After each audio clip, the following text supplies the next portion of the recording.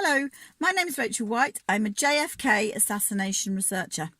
This video is going to be about Jack Ruby, and I'd like to present to you some information about Jack Ruby that's come out of my research to do with him being the whole person that he is.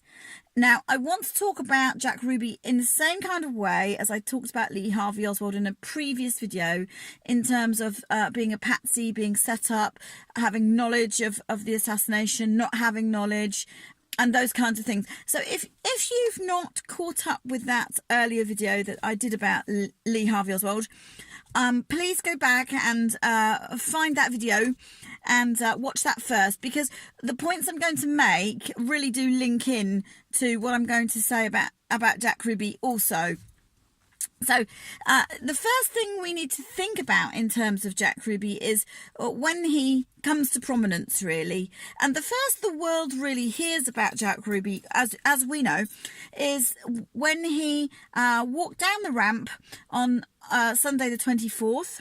He walked down the ramp into the basement of the Dallas Police Department as Lee Oswald was being transferred from the custody of the Dallas Police and going to be put into the Dallas County Jail. Ruby walks down the ramp at the exact moment that he's being brought out, and he pulls out a gun and he shoots him in the abdomen, and Lee falls down on the floor and is then rushed to Parkland, and within an hour or so Lee is then pronounced dead. So that's really the first the world hears of Jack Ruby. And really, from that moment onwards, the feeling around the assassination events takes it on a different tack, because we now see that we have what's been presented as a lone nutter shooting a lone nutter. Well, clearly, you can't really have two lone nuts. It smacks of conspiracy right there. And so right really from that Sunday, the word on the street was increasingly conspiracy here, without obviously any details and no information coming through whatsoever.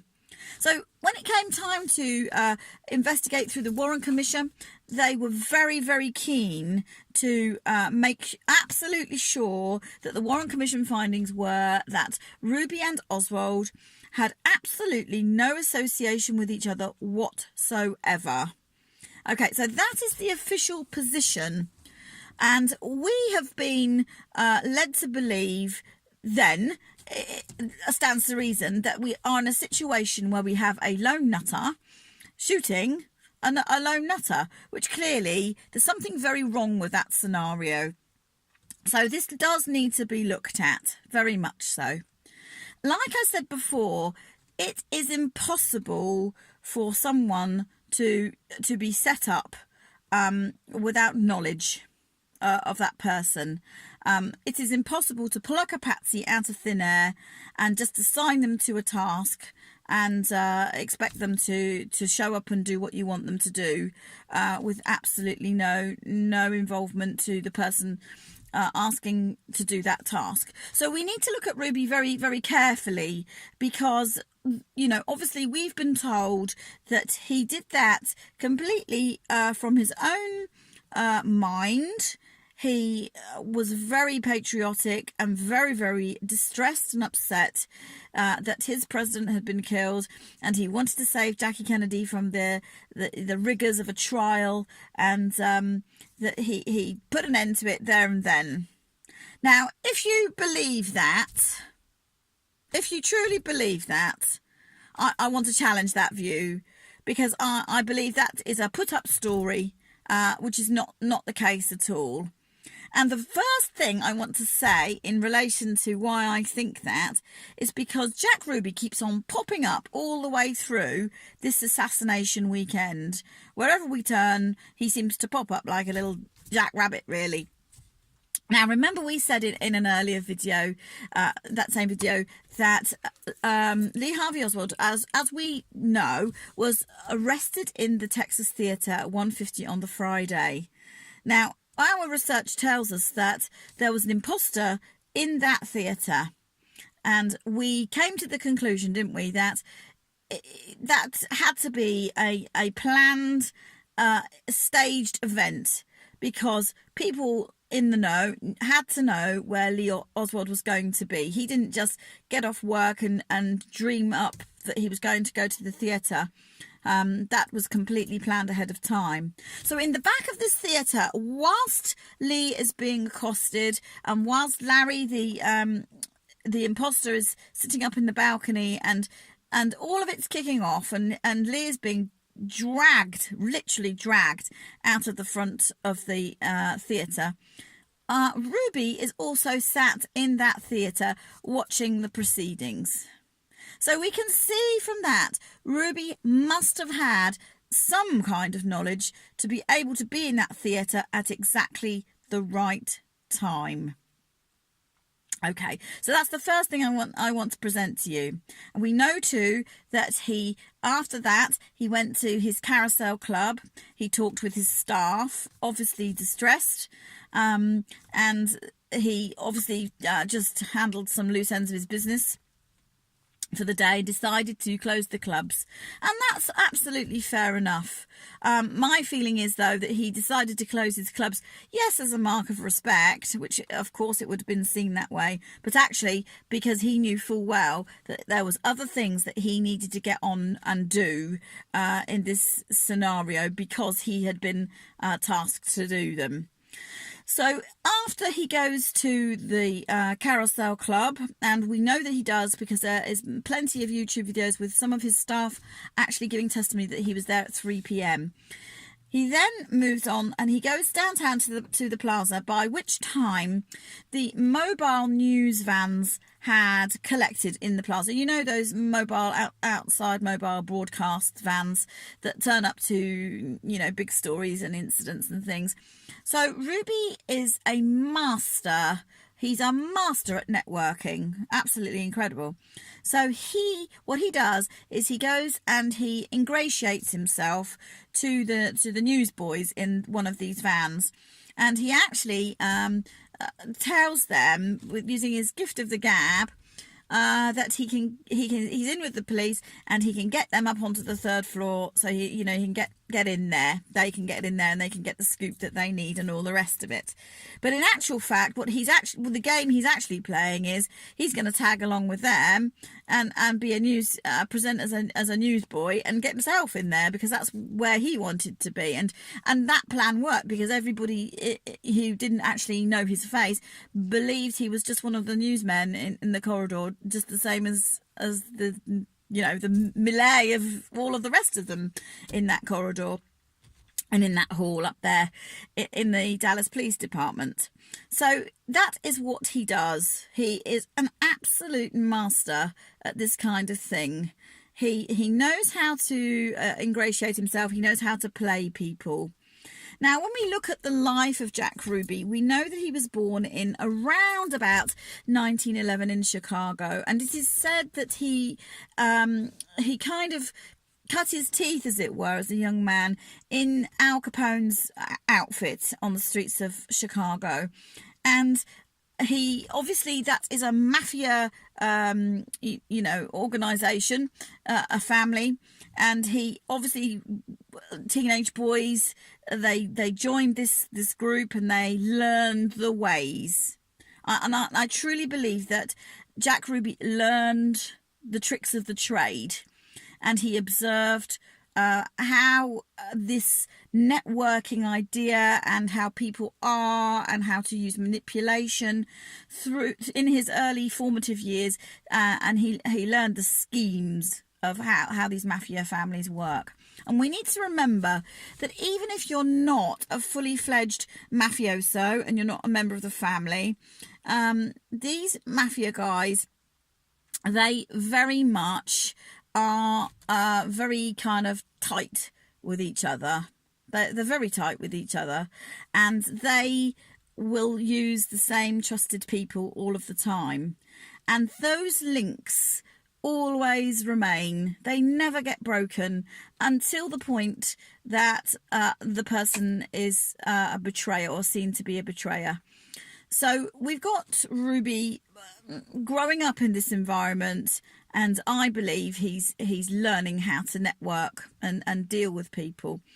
By 1947, Ruby has ingratiated himself and worked out a way to be alongside Richard Nixon.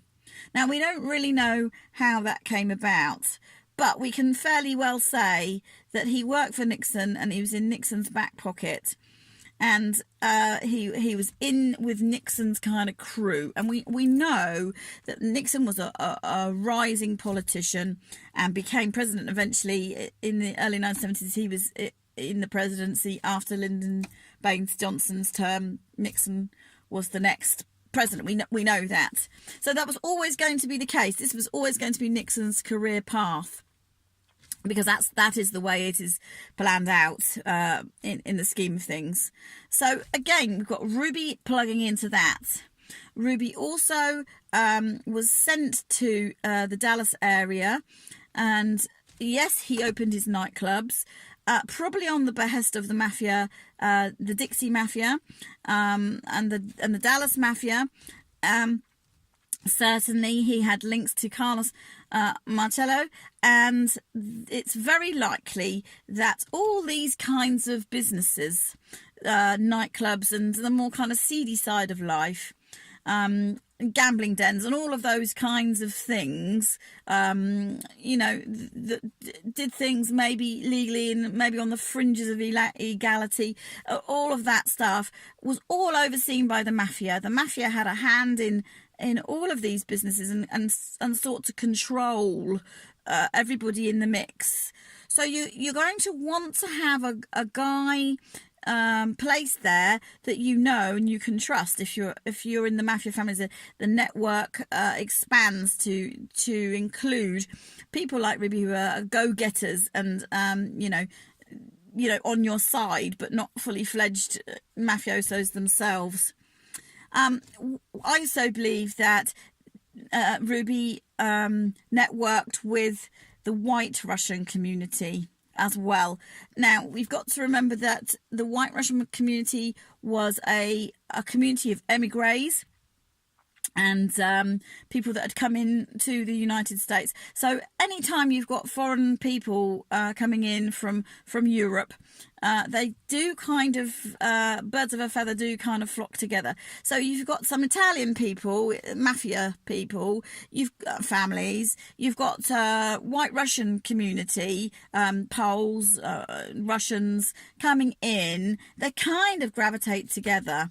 And these people, the boundary lines between all these groups are really quite blurred, because what they do is they kind of use each other to each other's mutual benefit, and they move things around. They launder money through different fronts of different businesses and different organisations, and different people step up into positions to be able to facilitate all of those things. Trafficking between these groups and in and out of these groups goes on also. It is a very complicated setup, but actually the reason that it is set up is because it's incredibly difficult to unpack it, because the lines are so blurred. And Ruby is a part of all of this that's going on. And in fact, we know that in the 1950s, early 60s, he was gun running, and he was actively putting guns in and out of Cuba also. So we know for sure that Jack Ruby was a gun runner. So we've got all of this going on, and if we're talking about mafia into the 1960s, we're talking about CIA. They're almost two sides of the same coin at this point, because you've got renegade CIA and mafia people. Again, it's very difficult to draw the lines between. They both used elements of each other for their own benefit, and so in that context, you can pretty well see why there was a lot of discontent and a lot of hatred towards JFK and his brother RFK, because there they are saying, we're going to smash the mafia. We're going to dismantle organised crime and the crime families, and we're going to smash the CIA into 1,000 pieces. Well, that's not going to go down too well That's not going to go down too well. And these people together have the power and the resources and the money and the ability and the people in the right places to do something about that. And I believe that that is the basis, and that kind of sets the scene for the whole JFK assassination, really. So we've got all of this melting pot melee of people, and Jack Ruby is right in the middle here, knowing how to network now between all of these groups and all of these people, and he does this increasingly effectively. Now, we also need to look very carefully at the background and life of Lee Harvey Oswald. Now, when I was researching for our book Takedown, I really did think a bit about how it was that Oswald got himself into this situation where he was a CIA operative, unknown by Carlos Marcello, and how he got to be known by George de Mohrenschildt, and how does that happen? And I kind of realised that Lee knew Russian phenomenally well as a young man, as an early 20s. And when they sent him to Russia, he was so good at speaking Russian, some of the Russian people had a hard time realising that he was actually an American speaking Russian. That is how good his vocal recall of the Russian language actually was, incredibly good. So we've got to be able to say then, if he can do that at age 20, 21, 22, he's being taught Russian very, very effectively. And probably for some years before, because he just doesn't wake up in America and be able to speak Russian. So it is my understanding that Lee was being nurtured, as it were, into all kinds of angles and things, and actually plugged him. There was a plug-in here to the white Russian community in Dallas through his mother. And there's also ties to Carlos Marcello as well, and that organisation. And I believe that in my heart of hearts that Lee was being kind of identified as a young man with potential to be used, and taught Russian from probably the age of about 14 upwards. And I really do feel that this is the case. This is the case. He very clearly was a very, very intelligent young man and very, very capable, and at times went about playing the fool in real life to get people off track. And there's no reason to suspect that Ruby didn't do that also. I think that Ruby was probably much more intelligent than we ever realised that he was.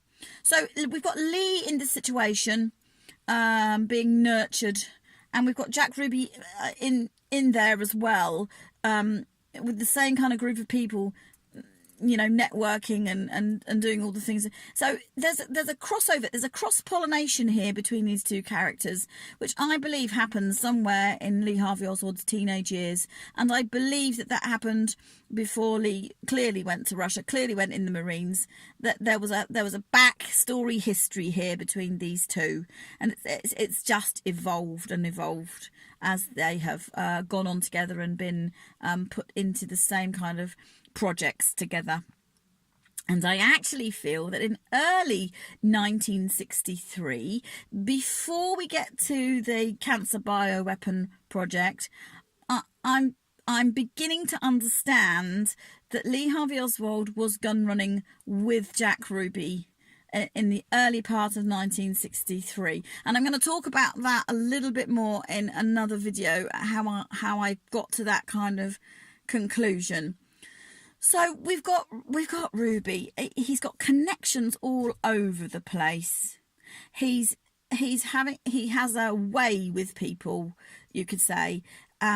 He's always in the offices of the Dallas Morning News every Friday morning, putting his ads in the paper. So you can be absolutely sure that he's networking with those guys. 2/3 of the Dallas police came into his carousel club.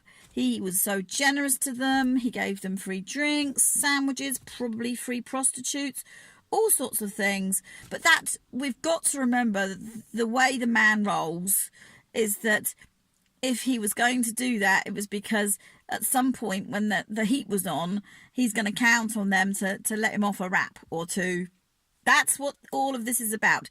He uses people. He's super generous to people, so that when the chips are down and there's payback, he can count on them. It is actually a form of manipulation and using people. Make no mistake about that. This guy would sell his own grandmother if it meant a profit in some way. This is the kind of guy that he is.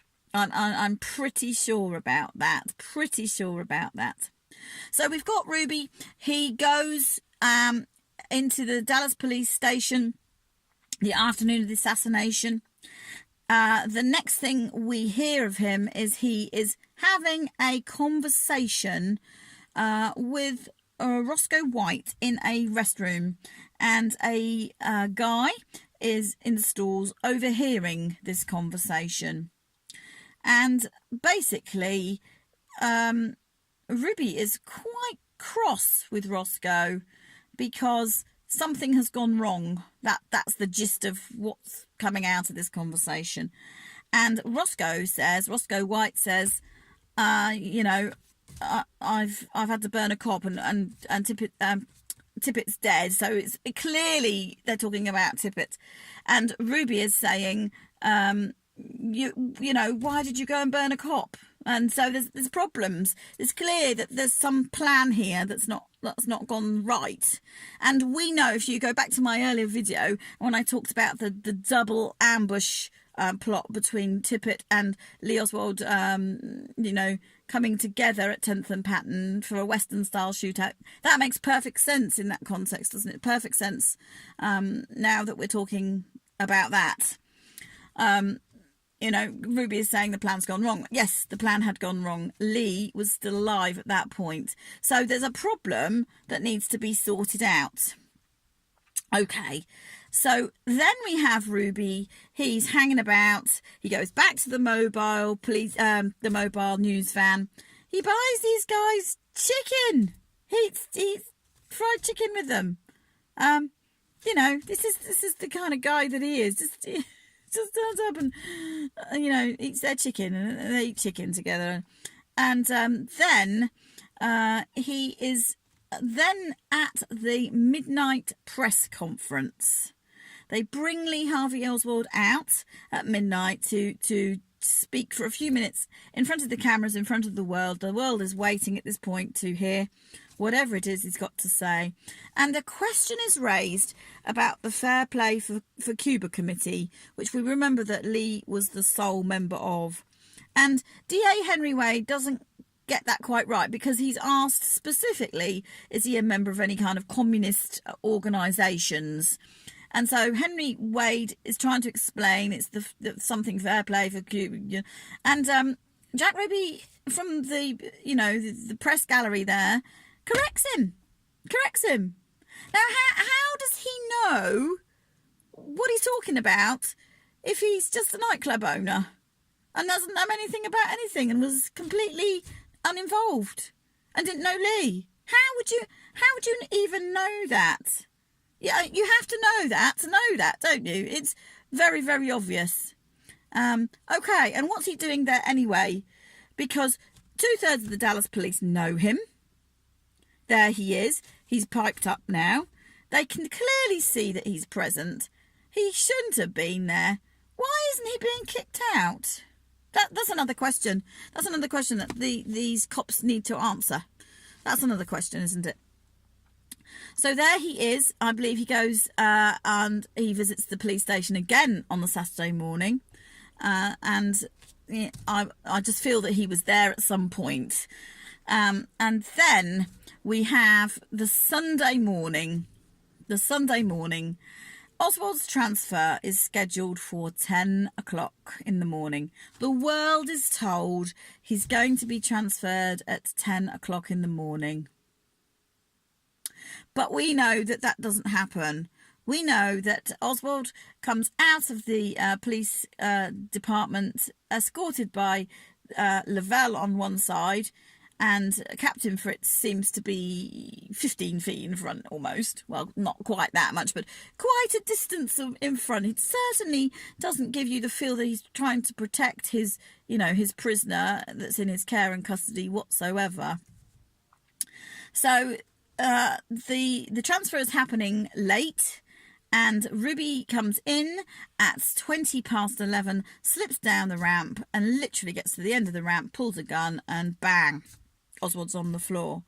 Now, it's my contention that they waited for Ruby to be in position. All right?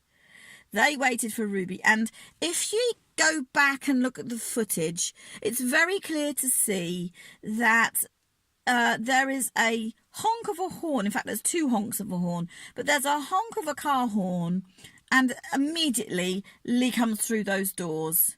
And to me, that feels like a signal. And what I think is happening is that a cop is sitting in a police car. They're backing vehicles up and trying to, because the armoured car that's going to do the transport doesn't fit, is too high to fit under the level of the ramp. So they are moving cars around. But what's happening is this cop is sitting in the car. He sees Ruby enter. And it's go. It's a go signal, isn't it? So beep beep, and Ruby comes in this way, and Lee comes in this way, and they meet, bang. And it's really as simple as that. They waited for Ruby to be in position. Okay. Now, it's been talked about that wasn't really Jack Ruby, that was an imposter. Ruby was set up, and lots of debate has gone on in our community about this. But I just want to say to you, and there's lots of reasons that I could go into about why I don't believe that's so, but here is the biggie. If they were going to use a imposter to set up Jack Ruby, they're going to have a way of getting Ruby into that police station ahead of time. That's the first thing. And the second thing is that they would not have waited an hour and 20 minutes. They just wouldn't. Because if you've got that situation, everybody's tense. And if you know what's going to happen because you've set it in motion for an imposter to come in, okay, you're just not going to wait an hour and 20 minutes. The intensity of that's going to be up here, and it's going to be evident on everybody's face who's in the know. It just is. It just is. And you just can't get round that. That would have, if that was the case, if Ruby had been impostered, it would have happened 10-15 minutes after it was scheduled to, and it would have been put to the world, we're running a little bit late. Not an hour and 20 minutes. No way. No way. They waited for Ruby to come down the ramp. That is the truth of the matter. They waited for Ruby to come down that ramp. And they probably told Ruby a time, 11:15. They probably told him that. They told the world 10 o'clock. It doesn't matter what you tell the world, doesn't it? Doesn't matter.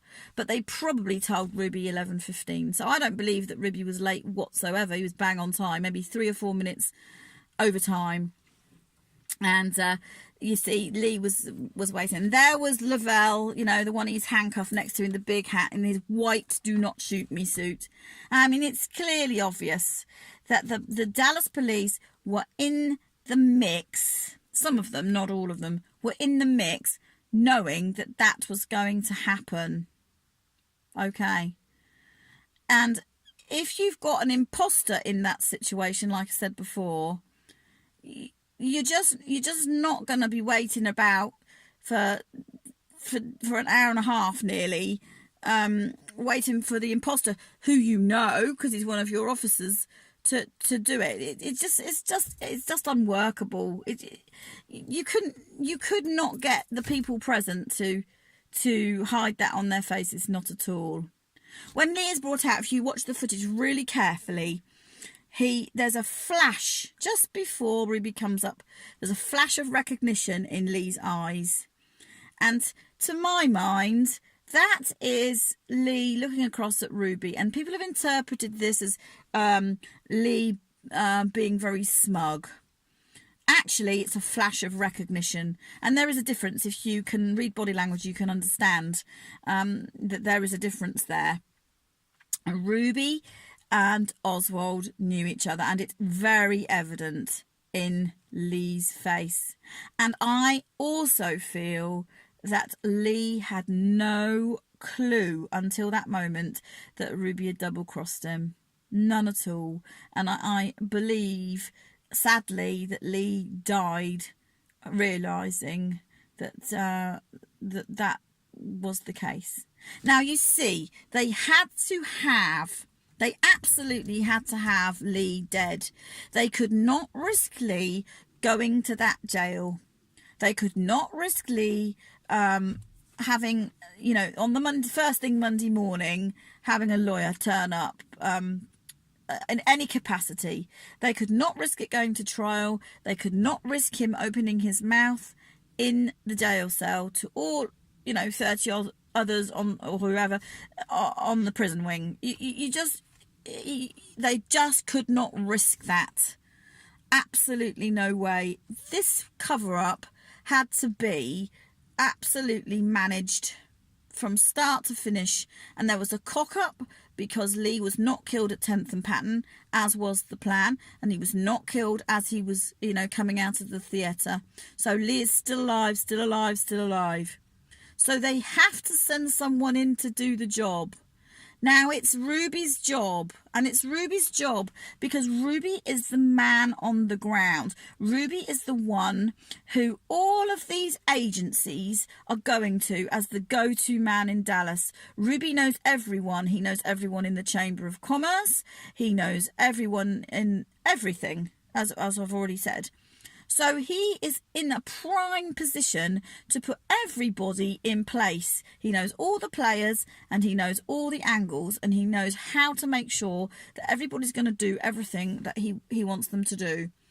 And even to the point where Ruby is the one who organises the Dudley Hughes funeral home to get Tippett off that ground and Worcester Parkland before the police even arrive. And you can bet your bottom dollar that Ruby has connections with the people in the Dudley Hughes funeral home to be able to do that. He went into the shoe shop, he bribed, or he knew Johnny Brewer, and got Johnny to come out of the shoe shop and see Larry Crawford slipping into the theatre, not paying the theatre ticket, and be the catalyst that led to the police going into the theatre to arrest Lee. He is the one that Roscoe White runs to the minute the Tippett slaying is done. So we can see that on the ground, Ruby is front, right, left and central to us. He's like the tent pole holding up the whole circus tent. So instead of us seeing what the Warren Commission wanted us to see, here is Ruby, mentally deranged, no involvement whatsoever. Actually, the complete opposite is the truth. He's completely involved. He's more involved than anyone else. If we take Ruby out of the mix, the whole of the assassination planning is just going to fall apart. It just is. Ruby and Oswald were seen in a cafe diner, B&B place at 2 a.m. the night before the assassination, 2 o'clock on the Friday morning, very, very early hours. These accounts that have been hushed up and people have been threatened over, but they've come to light over the last 54 years. We have to take them seriously. We have to say that there is connection, there is knowledge, and Ruby was connected in. Totally. Can we see now that all of these connections that Ruby has, fingers in all the pies, means that Ruby is connected. Connections equal connected. Simple as that. Simple as that. So that's really what I wanted to present to you in this video, and there's loads more to say about Ruby and his movements and his involvement. So I am going to come back and talk a little bit more about Ruby specifically, but for now I've talked enough, so we'll talk soon. Thank you. Bye.